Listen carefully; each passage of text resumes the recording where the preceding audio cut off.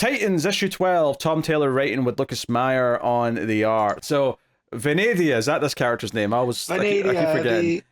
I'm just gonna call her the Titan Amazo, because essentially that's what she is. I can't remember Venedia ever. Well, I mean, kind of, but like the fact that she's being tricked though, and ultimately is good before her demise in this issue does make her very different to Amazo. But I get what you're saying. True. And she is made by Dr. Morrow, who made Red Tornado, so a little bit different. But she has basically all the powers of the Titans. Minus a few. It's mainly Donna and Starfire, right? She's Red Tornado. There you go. Yes, there you go.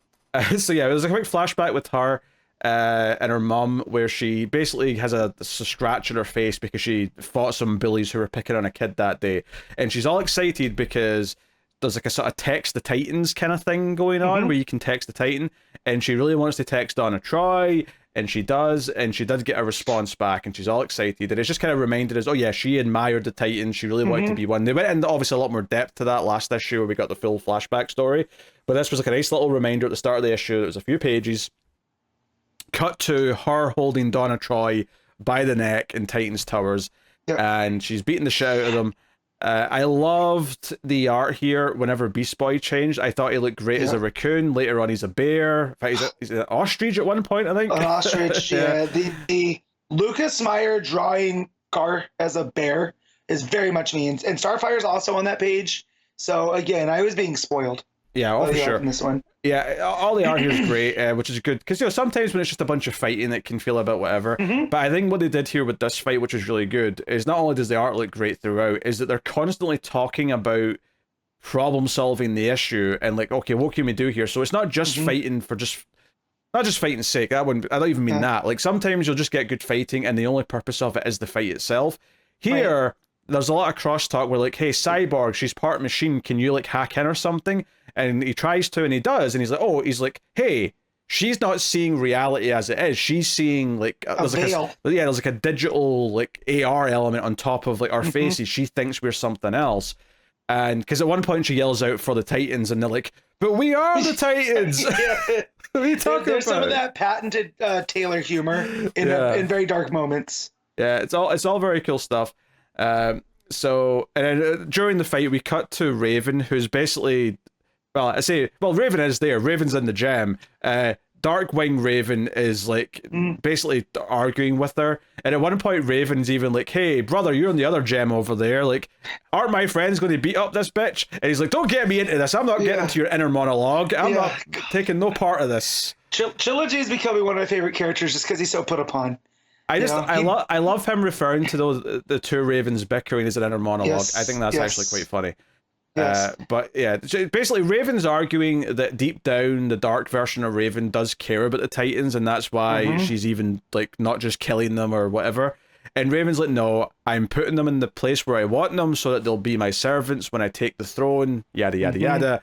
But Raven's like, nah, the Titans are smarter than you, they're going to win. And it actually ends in a hopeful moment where Raven's like, I'm going to get a front row seat to them kicking our ass, which again is a funny line, like they're going to hand their ass to us, is a very funny line. Well, and I like too because she's like, they'll conquer worlds with me, they'll leave death and ashes in their wake, they will be my Titans of terror. And it's very comic booky, very evil villainy. And she's like, nah, that's a nice diluted little world you're living in, but I know my friends, and they're going to hand you your ass. Yeah. So cut back to the Titans. Gar's now an octopus, and he helps the others sort of bind her because Cyborg thinks if you hold her still, I can jack in, and you know what I mean. He can hook up and like do some computery things to like take away the illusion that she's seeing. And sure enough, it works. And she's Donna's there for her. And like she smiles and she's like, hey, I texted you once, and she's like, oh yeah, I remember, text the Titan, that was the thing. And she's like, yeah, you guys were my heroes, all of you. And it's kind of this sweet moment where they all realize, oh wait, like she's actually this nice person who wanted to help us. And then as soon as that happens, Dark Raven just comes through a portal and was like, Android, you're attacking my friends, and just like, in an instant like blasts her and blows her up into smithereens. Yeah, she puts like a force field around her and Venedia to keep the other Titans out on top of it. Yeah, because Donna tries to punch through it and she can't. Yeah, they're yelling stop, and Raven just kind of ignores them and kills her. So we get this, and they did it because obviously they don't want this to be like a super gory, like, you know, M-rated comic book. So the way they handle it, I thought was quite good. You get this big fiery looking version of the word boom with a sort of thick black outline, and then inside the explosion in the word, you get just some silhouette of some body parts. Yeah. I thought that looked quite good. I thought it was a really nice, stylish way of representing it without it being too graphic for the sake of the age rating. So yeah, it's this sad moment where like the head of Viridia is like dying like the Terminator, and she's just saying with her dying words, "I saved you," and Donna like picks up the head and says, "Yes, you saved us," as she starts crying. So Nat and Donna is like ready to throw down with Raven. Like she stands up and she's like, "Raven, what the hell?" And Gar tries to step in and mediate it. Starfire tries to play kind of like devil's advocate, says like Raven didn't know, she, you know, she was attacking us, Raven jumped in, like this can maybe, you know, whatever. So like, but they're like, hey, can we trace back as to who sent her and like who did this to her? Like they're at fault here. They're the one that put her in this firing line. And Cyborg traces it back tomorrow, so they boom shove over to him, and they're pissed, right? Starfire looks all scary. She sort of like flames up. I love it because he goes, "Security, shoot them!" And she's just standing there with her flame hair. She's like, "I wouldn't." Yeah. Like I was like, "Oh, it was giving me Statlander vibes." Yeah. So you know, it does a really nice thing here where Dawn is quite emotional and says, "You used her. She wanted to help us. You lied to her. You turned her into a weapon." And so, you know, I think it does a really good job of making us care about this, you know, a guest character. They make us care about a guest character who's only been around for a couple of issues. You know, she was teased. Last issue was where we'd probably get introduced to her, and this issue was her demise. And in that time, I think they did enough to make us care about her, and more to the point, at least make us care that Donna and the other Titans, but especially Donna, is hit hard by this death, and it really makes Dark Raven look like she did cross a line. Like, you did something really evil here, and it's affecting the others, and that's interesting. It's almost like the Dark Winged Queen overplayed her hand. Yeah. You know? So, also, like, so you're talking about how they built up Vanadium and all this. You've watched way more Star Trek than I have, and we have the whole term red shirts from Star Trek. Was there ever a time on those where they would build up one of the red shirts like that to really make it hit home that they're not as expendable as we think? I mean, you wouldn't call them red shirts though, right? Like at that point, they're like an actual guest character because they've got a name and they're not just there to die instantly. The thing with the red shirts was they were literally they'd be basically just extra people that are standing behind Kirk who would die when the bad guy shoots at them, and that's it. You know, someone who gets a story built up as a guest star, even if they end up dying by the end of the story, they still had a story. You know, they still had a name. So this was like that. So she's not a red shirt in that. I was just thinking like in Galaxy Quest where Sam Rockwell's like, nobody knows my name. I'm the red shirt. You know. Yeah, the joke is that he is a red shirt, but in that movie he is actually a main character. That's what makes it funny, is that he's just worried that he's going to be killed off because that's what he's supposed to be. Right. And I was just getting some of those vibes that when you're talking about how they built it up and made us care. And I just wanted to make sure that a red shirt is absolutely expendable. There's no build. They're just fodder to be. Red shirts are extras, right? In a movie or a TV show, they're just absolutely extras. Okay. Gotcha. Whereas this is the proper character who is built up. They spend the time making us care so that her demise here has some impact and affects the rest of the team. And what's good about it is that it doesn't just affect the rest of the team in a vacuum. It's not just that for the sake of like, oh, they care that this woman has died and was used. It's been used to further the plot with Raven. The fact that Raven came in and was the one that did this to her is like furthering like that ongoing plot. So it has weight in the overall narrative and has a purpose on top of just working on its own. So I don't think this little arc has been very... I think Beast World was great. I think Titans since Beast World has been in an even better league than it was to start with. And it's still funny a lot of the time, which is great. It's still got good character moments, but it's handling this stuff really well. And even stuff like Gar, who hasn't lost, even though we know he's been kind of darkened by Raven, or the fake Raven. But like when Marvel's like, you can't be in here. He's like, you broke into our place first. Like, you know, Beast Boy's still getting his little arguments in with the villains, and I appreciate that. But yeah, Lucas Meyer's art, every single one of his Titans looks iconic. Like this is kind of what a Titans book should look like, and you can tell like he really cares. Yeah, this feels like an A-tier Titans book. Like way back at the start of Rebirth when we had the Titans book at the time, it was all right for what it was, but it was definitely a B-tier book.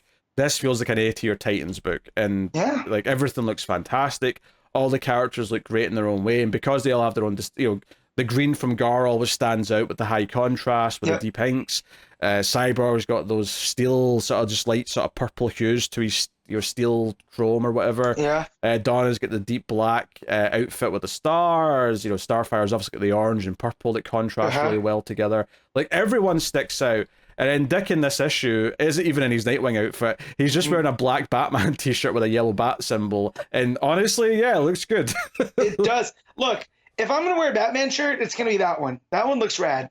Yeah, like the gold, but you could almost also argue it's a Batgirl shirt, which is even funnier. Oh, yeah, you could because of the color scheme. Yeah, because of the color scheme. So like he's supporting his girls team, because honestly, that's Cass's symbol.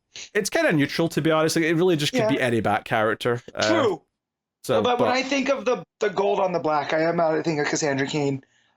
So I just think that's funny. I mean, I think a classic Babs first. I know she's like purple and yellow these days, but.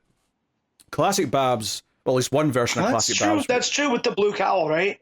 Yeah. Like Batgirl Year One sort of era as well, or whatever. There's a few examples. Obviously, Steph I would associate more with the yellow, black, and purple as a color scheme. But anyway, good stuff. I really enjoyed this issue. I think this art's been great. I mean. And because I wasn't on the last show, so I didn't really get to talk about the last issue, but I kind of forgot about the thing with Dick Grayson until here, how he's kind of compartmentalized his brain. Oh yeah, we need to talk about the last page. I was just about to get to that, which is basically Dark Raven confronts Dick and says, where's your mind been? Like I've been reaching out to like find people psychically and I can't find yours sometimes. Where's it been? And that's obviously a reference to the fact that Dick has been compartmentalizing. Now, when this came up last month, because Connor was on the episode, I said that I thought this was a fun idea that he's kind of compartmentalized into like a Zura and R style Robin, but just so he can have a private place to think. I thought it was a funny little pun, whatever they named it. But because of the Batman book, it did make me go, ugh. Like on its own, it's fine. It's a funny little thing on its own. But because I'm so sick of the Zero R shit in Batman, it did make me go, ew. Like I winced a little bit. I believe it was called Circunar. Circunar, that's what it was. Okay. And stuff. And I had forgot about that just because, again, I didn't talk about the issue too much after I read it. I think it's clear here. It's been used as a little plot device. It's not going to be a big focus of the story, right? It's just a little thing Dick's doing to get around this Raven stuff that's happening. But I was like, why is Raven going? Oh, that's right. He had his little self space, his quiet place, in his brain. So that was good. She's very menacing here, with her purple hair and hoodie on. So they didn't have to demon her up too much. But yeah, so it's really solid stuff. Let's rate Titans, I guess. I'm gonna give this a 8.5. I mean, honestly, I find it hard to really disagree with that. I'll also go 8.5. I will say I think the emotional impact of Nightwing's slightly higher than Titans, but not enough that I would rate it something different. I think they're both 8.5s.